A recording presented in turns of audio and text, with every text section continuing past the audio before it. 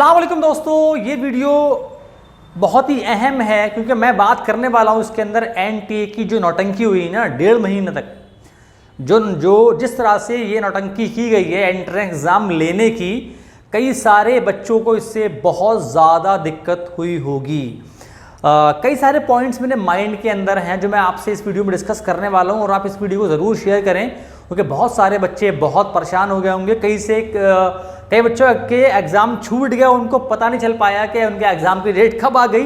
पहले कुछ और डेट, बाद में कुछ और डेट नहीं मालूम, आपको आगे बढ़ा दिया, नहीं मालूम, कभी भी हो जाएगा। आदमी उस टाइम तक बंद गया। उसके अलावा ये एक बहुत बड़ा मुद्दा था। फिर जो अहम मुद्दा है पेपर का। भाई पेपर 1.5 महीने तक सारा पेपर का अंग्रेजी का सबका सेम आएगा क्या? मतलब जो पेपर इंग्लिश का पहले डे आया था क्या वो लास्ट डे भी सेम पेपर चल रहा होगा? कई सारे बच्चों की कॉन्टैक्ट वाले लोगों ने एग्जाम दिया होगा तो वो तो बता देंगे याद करके भाई ये सवाल आए थे, भाई सवाल आए थे, ये सवाल आए थे। तो यहाँ से एक बड़ा मुद्दा पैदा होता है, मतलब इक्वालिटी का, कि सबको सेम लेवल पे जज नहीं किया गया, ये बात। उसके अलावा अभी आया है इसका, देखा होगा आपने, कई जिन लोगों ने साइट पे जाके देखा होगा कि कैसे रैंकिंग की जाएगी, कैसे आपका स्कोर किया जाएगा। वो इतना कॉम्प्लिकेटेड चीज़ है, वो 12वीं का बच्चा वो कहाँ समझ पाएगा? भाई आप कौन से लोग बैठे हैं इंडिया के काबिल लोग, बहुत ही मतलब ब्रिलियंट लोग हैं ना एनटीए में, तो ब्रिलियंट लोग होंगे। ओके, वो तो गलती तो उनसे होगी नहीं क्योंकि वो तो एकदम इतने शहंशाह होते हैं भारत में। आप सरकारी नौकरी में आ जाए वो भी टॉप लेवल, फिर आप तो एकदम महान हो जाते हैं। तो ये जिस तरह से आया है आप उसको देखें कि नंबर आपको कैसे परसेंटाइल आएगी, ये आएगा, बड़ा कॉम्प्लिकेटेड है वो।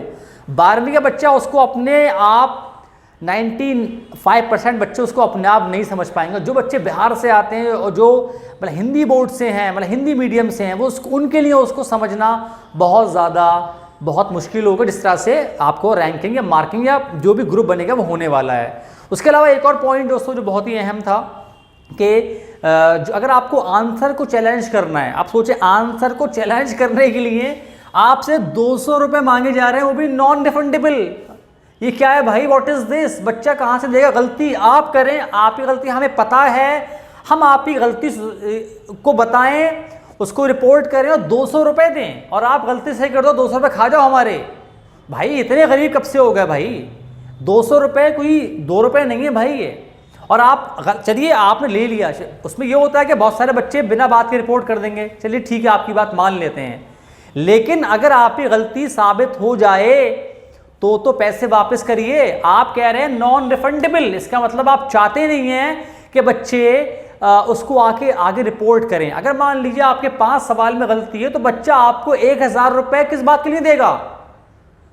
किस बात के लिए देगा भाई? वो आपकी गलती, आपने गलती करी है, उसके लिए मैं आपको 1000 रुपये दूं। भाई साहब लीजिए मुझसे आप 1000 रुपये लीजिए और आप अपनी गलती को रेक्टिफाई कर लीजिए और मेरे 1000 रुपये खा जाइए आप बैठ के। गलती आपने करी तो ये तो बढ़िया बात है भाई। ये कौन सी अक्लमंदी की निशानी है भाई? है अरे आपको चार्ज लगाना है 25 रुपये लगा दो यार एक सवाल के। भाई साहब ये भारत है, 200 रुपये एक सवाल के, वो भी नॉन रिफंडेबल। थोड़ा अकल सोच लो। हर आदमी मतलब एनटीए में काम नहीं कर रहा, उसको हर मतलब पेरेंट को बाहर 2 लाख की सैलरी बाहर नहीं मिलती है, ठीक है ना? ये बहुत बड़ा स्कैम है ये भाई।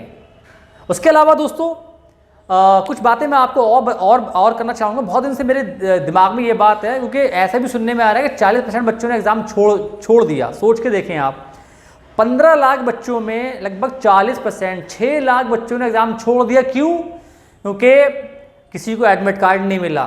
कल मेरा एग्ज़ाम है, रात को एडमिट कार्ड आ रहा है। भाई साहब किसी बच्चे सेंटर बाहर पड़ा है, उसको बाहर जाना, तैयारी करनी है, उसको रिजर्वेशन भी करवाना पड़ सकता है, तो वो तो कुछ कर नहीं पाएगा। कोई बच्चों का सेंटर कहीं का कहीं पहुंच गया, कोई बच्चों का आपने एग्ज़ाम कैंसिल करा दिया, कोई बच्चे अपना खर्चा किया, सेंटर पहुंच गया, एग्ज़ाम कैंसिल हो गया। भाई साहब उनके जो आने जाने का टाइम के पैसे हैं, who will pay for that? आप पे करोगे?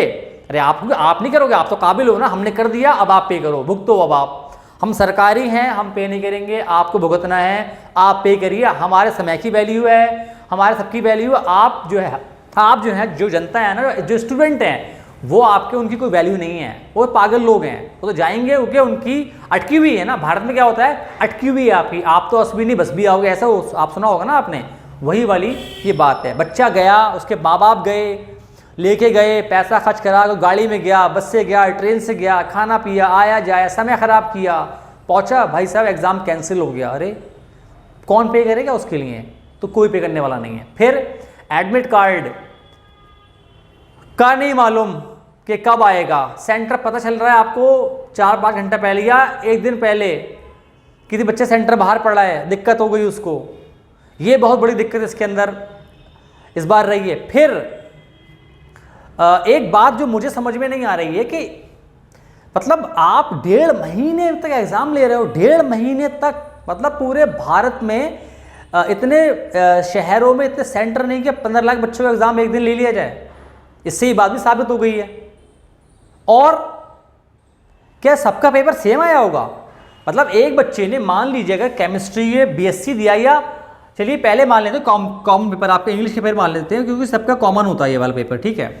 अब इंग्लिश का पेपर का 45 दिन सबका पेपर सेम आता रहा होगा क्या? आप सोच के देखें भाई, बच्चा बता नहीं देगा कि सवाल बाहर निकल के आगे बहुत सारे बच्चों को सवाल याद रह जाएंगे। मेरे 3-4 लोगों ने दिया है, तो 3-4 लोगों का 5-10 सवाल भी याद रहेगा, तो मेरा काम तो हो गया। अगर मेरा पेपर बाद में आया है तो इसमें इक्वालिटी कैसी होगी? और इस बारे में मुझे डाउट है। अगर आपको पता है कि जहाँ तक मेरा ख्याल है सबके पेपर इसमें अलग अलग आया, और अगर पेपर अलग अलग आया है इसका मतलब इसमें इक्वालिटी नहीं है भाई। किसी पेपर आसान आ गया, किसी का मुश्किल आ गया। एग्जाम का मतलब होता है सबके लिए सेम इक्वालिटी होनी चाहिए।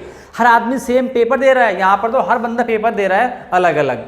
तुम्हारा पेपर अलग है, मेरा पेपर अलग है, तो भाई जज कैसे करोगे आप? बराबरी कैसे लाओगे? उस पर आया है जो मैंने बताया था आपको स्टार्टिंग में कि ऐसे ऐसे होगा, लेकिन वो क्या है जब पेपर ही बराबर नहीं है। जहाँ तक मुझे पता है, जहाँ तक मेरा है कि सबका, क्योंकि जाहिर सी बात है 1.5 महीने सेम पेपर तो आएगा नहीं, वरना तो बच्चे बता देंगे ना भाई। मेरे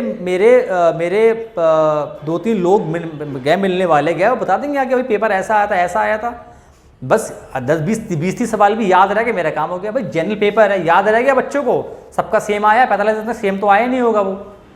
तो पहली बात ये है कि इक्वालिटी इसके अंदर बहुत ज़्यादा मिसिंग है। ये बहुत ज़्यादा, मेरे ख्याल से बहुत ज़्यादा दिक्कत होने वाली है। और एक पॉइंट और है कि बच्चों को ऐसा लग रहा था, जिस तरह दिखाया गया था कि एक एग्ज़ाम होगा, सारी यूनिवर्सिटी में आपको फॉर्म भरने का मौका मिलेगा, लेकिन हर यूनिवर्सिटी अपना अलग अलग फॉर्म भी आपसे भरवाएगी। और उन्होंने भरवाया बहुत सारे बच्चों को ये बात भी नहीं मालूम है, क्योंकि उनके दिमाग में एक ही बात है कि बस 650 रुपये दे दो या 1300 रुपये दे दो और सारी हर जगह फॉर्म उनका भर जाएगा। लेकिन कई सारी जो और यूनिवर्सिटीज़ हैं उनका आपको अलग से फॉर्म भरना है उनका वहाँ जाके, तो वो पैसे तो आपको एनटीओ देना ही देना है। बाकी फिर जहाँ आपको अप्लाई करना है स्कोर के साथ, वहाँ भी आपको जो है, जहाँ तक मेरा ख्याल है, आपको फॉर्म भरना पड़ेगा। क्योंकि ऐसा कुछ लिखा नहीं है क्या वो वहाँ पर आपको फीस पे नहीं करनी। जामिया का भी आया था, एमयू का भी आया है, यहाँ तो आपको पे आपको करना है। अगर आपको अप्लाई करना है तो इनको भी आपको फीस पे करनी, बनना है तो इनके पैसे सब चले जाएंगे, जो ये फॉर्म के पैसे इनको मिलते हैं, ठीक है ना। तो ये बहुत सारे पॉइंट बातें हैं, तो ये सोच के देखें आप, ये तो बहुत बड़ा एक बहुत दिक्कत है। और ये ख़ास तौर से ये 200 रुपये जो मांगे जा रहे हैं, ये किस बात की 200 रुपये भाई मांगे जा रहे हैं? ये क्या ड्रामा है भाई? बच्चों के साथ क्यों खेल रहे हो आप? इनका लॉस हो जाएगा भाई। बच्चा मतलब मेंटली आप उसको मतलब आप हरास कर रहे हैं एक तरह से। कोई जवाब नहीं दे रहा है आके। बस सब ये ना, वो भारत सरकार हैं, हम सरकार में बैठे हैं, हम तो बहुत इंटेलिजेंट लोग हैं, आपको सफ़र करना है, आप सफ़र करिए। तो ये CUET का हाल है इंडिया के टॉप, जहाँ पर 45 यूनिवर्सिटी 50 यूनिवर्सिटी का एग्ज़ाम की हालत देखें। 45 दिन तक एग्ज़ाम होता रहा, बताइए, सोच के देखिए, 45 दिन तक, ठीक है।